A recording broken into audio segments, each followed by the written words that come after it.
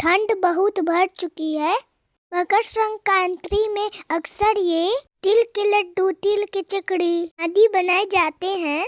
आज हम बनाएंगे तिल की बर्फी, जो खाने में बहुत ही टेस्टी और हेल्दी है। तिल की बर्फी बनाने के लिए 2 कटोरी तिल हमने लिया है। वजन में 300 ग्राम। मीडियम लो आंच पर इसे धीरे धीरे चलाते हुए भूनेंगे। तिल को लगातार चलाते रहेंगे ताकि तिल जल ना जाए। तिल चटकने लगा और अच्छी तरह से फूल भी गया है। तिल हमारा भून चुका है, अब इसे निकाल लेते हैं। एक बड़ा सा बर्तन लेंगे, उसमें तिल को निकाल लेंगे। थोड़ी देर के लिए तिल को रेस्ट पे रख देंगे ताकि तिल ठंडा हो जाए। अब चलते हैं नेक्स्ट प्रोसेस की तरफ। जिस कटोरी से हमने तिल लिया है, उसी कटोरी से हमने 1 कटोरी चीनी ले लिया है। अब चीनी को पीस लेंगे। वजन में 150 ग्राम हमने चीनी लिया है। पीसी हुई चीनी को एक बाउल में निकाल लेंगे और उसी मिक्सी के जार में तिल को जो हमने रेस्ट पे रखा है, अब वो ठंडा हो चुका है। इसे मिक्सी के जार में डालकर मोटा दरदरा पीस लेंगे और उसको बर्तन में निकाल लेंगे। इसी तरह से सारा तिल को मोटा दरदरा पीस लेंगे। अब चलते हैं मेन प्रोसेस की तरफ। अब गैस पर कढ़ाई रखेंगे और उसमें 1 चम्मच देसी घी डालेंगे। साथ ही में बारीक कटा हुआ अपने मनपसंद का ड्राई फ्रूट डालें और इसे थोड़ी देर रोस्ट कर ले। आपको ड्राई फ्रूट नहीं पसंद हो तो स्किप भी कर सकते हैं। इसके जगह पे मूंगफली भूनकर ऐड कर सकते हैं। हमारा ड्राई फ्रूट भून चुका है, अब इसे निकाल लेते हैं। अब उसी कढ़ाई में थोड़ा सा और घी डालेंगे। घी गर्म हो जाने पर और उसमें 100 ग्राम मावा डालेंगे।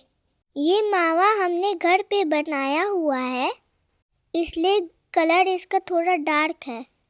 मावा ना हो तो मिल्क पाउडर भी यूज़ कर सकते हैं। इसको मीडियम आंच पर 2 से 3 मिनट तक भूनेंगे। खोआ को भूनने से तिल बर्फी जल्दी खराब नहीं होता है, ज़्यादा टाइम तक टिकता है। खोआ हमारा भून चुका है, अब इसमें पीसी हुई चीनी ऐड करेंगे।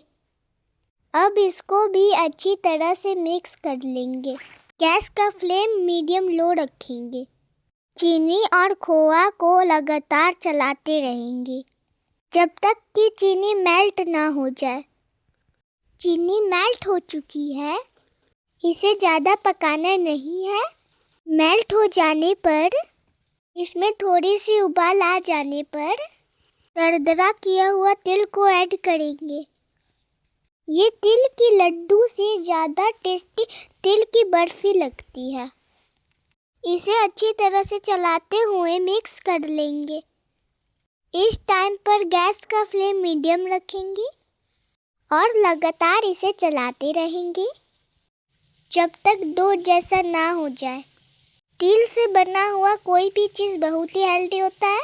ठंड में इम्यूनिटी पावर बढ़ाने के लिए तिल से बना हुआ तिलकुट हो, बर्फी हो खाते हैं। हमारे घर मकर संक्रांति में अक्सर तिल की बर्फी बनती है। तिल हमारा डो के रूप में आ चुका है। 3 मिनट भून लेने के बाद इसमें रोस्ट किया हुआ ड्राई फ्रूट डालेंगे। अब इसको अच्छी तरह से मिक्स करके चला लेंगे। इसको भी 2 मिनट तक पका लेंगे ताकि तिल की बर्फी हमारी एकदम सॉफ्ट और नरम बनकर तैयार हो। तिल अच्छी तरह से भूनेंगे। तिल में भी ऑयल की मात्रा होती है और मावा में भी ऑयल की मात्रा होती है। अब हमारे डो में से हल्का हल्का ऑयल रिलीज हो रहा है। इससे पता चलता है कि तिल की बर्फी बनाने के लिए तैयार है। अब गैस का फ्लेम बंद कर देते हैं और इसे 2 भाग में कर लेते हैं। एक भाग का हम बर्फी बनाएंगे और एक भाग का पेड़ा बनाएंगे। अब एक बर्तन लेंगे, उसमें घी थोड़ा सा लगा लेंगे जिससे कि बर्फी हमारा थाली में चिपके ना। अब इसमें बर्फी का डो डालेंगे। अब इसे अच्छी तरह से स्क्वायर शेप दे देंगे। इसको गरम ही डालकर सेट करेंगे। अच्छे से सेट हो जाएगा। ठंडा हो जाने पे ये अच्छे से सेट नहीं हो पाएगा। अब इसमें कुछ ड्राई फ्रूट डालकर थोड़ा सा दबा लेंगे, जिससे कि दिखने में भी अच्छा लगे और खाने का टेस्ट भी बढ़ जाए। अब इसको थोड़ी देर के लिए रेस्ट पे छोड़ देते हैं और आधा बचा हुआ तिल का गर्म रहने के ही साथ ही पेड़ा का शेप दे देंगे। ठंडा हो जाने पर ये अच्छे शेप में नहीं आएगा। पेड़े की सुंदरता बढ़ाने के लिए अपने मन पसंद के ड्राई फ्रूट से सजा सकते हैं। इस तरह से सारा पेड़ा बना लेंगे। इस तरह से तिल का पेड़ा बनकर तैयार हो गया है। तिल का पेड़ा एकदम खस्ता और नरम बनके तैयार हुआ है। स्क्वायर शेप में बनाए हुए को चाकू के सहायता से कट कर लेंगे। चाहे तो बर्फी का भी शेप दे सकते हैं। हम इसे स्क्वायर का शेप देंगे। इस तरह से एक डो से दो तरह की मिठाई बना सकते हैं। दिखने में भी तिल के लड्डू से भी थोड़ा हटके है। बर्फी भी एकदम से सॉफ्ट बनी है। इसे बनाए, खाएं और खिलाएं। Thank you for watching.